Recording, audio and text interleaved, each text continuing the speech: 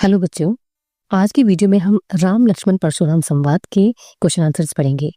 तो चलिए वीडियो शुरू करते हैं। राम लक्ष्मण परशुराम संवाद किस पुस्तक से लिया गया है और इसके रचयिता कौन है? राम लक्ष्मण परशुराम संवाद रामचरितमानस के बालकांड से लिया गया है और इसके रचयिता कवि गोस्वामी तुलसीदास जी हैं। राम लक्ष्मण परशुराम संवाद किस प्रकार शुरू हुआ था? राजा जनक ने अपनी पुत्री सीता के विवाह के लिए एक स्वयंवर का आयोजन किया था, जिसमें बड़े बड़े राजाओं को आमंत्रित किया गया था। स्वयंवर की शर्त के अनुसार भगवान शिव के धनुष को तोड़ने वाले के साथ ही सीता का विवाह किया जाना था, और ये काम भगवान श्री राम ने किया। शिव धनुष टूट जाने से क्रोधित होकर परशुराम जी स्वयंवर सभा में पहुंच गए थे, क्योंकि परशुराम जी शिव भक्त थे। और यहीं से शुरू हुआ राम लक्ष्मण परशुराम संवाद। परशुराम जी के क्रोधित होने का क्या कारण था? सीता स्वयंवर में शिव धनुष पर प्रत्यंचा चढ़ाते हुए श्री राम द्वारा शिव धनुष के टूट जाने के कारण ही परशुराम जी क्रोधित हो गए थे। श्री राम ने ये किस प्रकार स्वीकार किया कि धनुष उन्हीं के द्वारा तोड़ा गया है? श्री राम ने विनम्रता पूर्वक अपराध स्वीकार करने के भाव से ये कहते हुए स्वीकार किया कि शिव के धनुष को भंग करने वाला आप ही का कोई दास होगा। परशुराम जी ने सेवक और शत्रु के लिए क्या कहा है? परशुराम जी ने श्री राम से कहा कि सेवक वो होता है जो सेवा का कार्य करता है।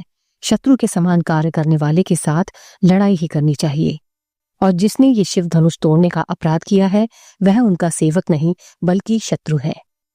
परशुराम को लक्ष्मण जी की किस बात पर अधिक गुस्सा आया था?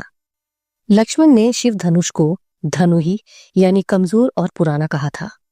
लक्ष्मण के अनुसार वे ऐसे धनुष अपने बचपन में खेल खेल में ही तोड़ दिया करते थे। शिव जी के धनुष के इस अपमान से परशुराम जी का क्रोध और बढ़ गया था। धनुष को तोड़ने वाला कोई आपका ही सेवक होगा, इसके आधार पर राम के कैसे स्वभाव का पता चलता है। परशुराम के क्रोध को शांत करने का प्रयास करते हुए राम ने कहा कि शिव धनुष को तोड़ने वाला आपका ही कोई दास होगा। ऐसा कहने से श्री राम के शांत विनम्र स्वभाव और उनकी वाणी की मधुरता का पता चलता है। श्री राम परशुराम जी के क्रोध को शांत करने का प्रयास क्यों कर रहे थे?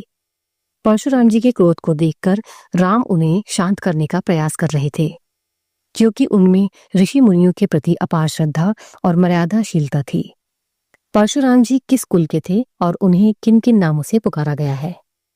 परशुराम जी भृगुकुल के थे और उन्हें भृगुकुल केतु, फरसाधारी, श्रेष्ठ मुनि और बाल ब्रह्मचारी नाम से पुकारा गया है। कौशिक और गादी सुनु किसे कहकर पुकारा गया है? परशुराम द्वारा कौशिक और गादी सुनु विश्वामित्र को कहकर पुकारा गया है। लक्ष्मण के अनुसार वीर और कायर के स्वभाव में क्या अंतर होता है? लक्ष्मण के अनुसार वीर योद्धा कभी भी धैर्य को नहीं छोड़ता। वह युद्ध भूमि में वीरता का प्रदर्शन कर अपने शत्रु से युद्ध करता है। वह केवल कायरों की भांति अपने प्रताप का बखान नहीं करता, यानी अपनी बढ़ाई नहीं करता है। परशुराम जी कैसे स्वभाव के व्यक्ति थे? परशुराम जी वीर योद्धा, क्रोधी, बाल ब्रह्मचारी, अहंकारी और क्षत्रिय कुल के विरोधी थे, और उनकी वाणी अत्यंत ही कठोर थी। वे क्षत्रियों के प्रबल शत्रु थे। परशुराम जी को नाथ कहकर किसने और क्या कहा? परशुराम जी को श्री राम ने नाथ कहकर संबोधित किया था कि शिव धनुष तोड़ने वाला आप ही का कोई दास होगा। आपकी जो भी आज्ञा हो आप मुझसे कहिए। परशुराम जी ने अपने बारे में बताते हुए सभा में क्या कहा? परशुराम ने सभा में अपने बारे में बताया कि वे बाल ब्रह्मचारी हैं और अत्यंत क्रोधी हैं। सारा संसार उन्हें क्षत्रिय कुलद्रोही के नाम से जानता है और उनका फरसा बहुत ही भयानक है। परशुराम ने भगवान राम को चुनौती क्यों दी थी? परशुराम ने भगवान राम को चुनौती दी क्योंकि राम ने उनके आराध्य शिव के धनुष को तोड़ दिया था, जिसे परशुराम ने एक अपराध के समान समझा। श्री राम ने परशुराम की चुनौती का किस प्रकार उत्तर दिया? श्री राम ने परशुराम जी से बहुत ही मधुर वाणी में कहा कि उनके द्वारा किया गया कार्य धर्म के अनुसार था और उनका उद्देश्य किसी का अपमान करना नहीं था। लक्ष्मण जी और श्री राम के संवाद में क्या अंतर था? लक्ष्मण जी क्रोधित स्वभाव के थे। उनके द्वारा दिए गए उत्तरों ने परशुराम जी के क्रोध रूपी अग्नि में आहुति का काम किया। जबकि श्री राम जी का स्वभाव अत्यंत शांत था। उन्होंने परशुराम जी के क्रोध को शांत करने के लिए अपने मधुर वाणी का प्रयोग किया। परशुराम जी के वचन सुनकर विश्वामित्र जी मन ही मन क्यों मुस्कुरा रहे थे? परशुराम जी के वचन सुनकर विश्वामित्र जी मन ही मन मुस्कुरा रहे थे, क्योंकि चारों ओर विजयी होने के कारण वह राम और लक्ष्मण को एक साधारण क्षत्रिय समझ रहे थे। वह नहीं जानते थे कि राम लक्ष्मण सामान्य वीर न होकर बहुत ही पराक्रमी योद्धा है। लक्ष्मण की व्यंग्य भरी बातें सुनकर परशुराम जी ने उन्हें कैसे उत्तर दिया? परशुराम जी अपने आराध्य शिव के धनुष के टूटने से अत्यंत दुखी थे।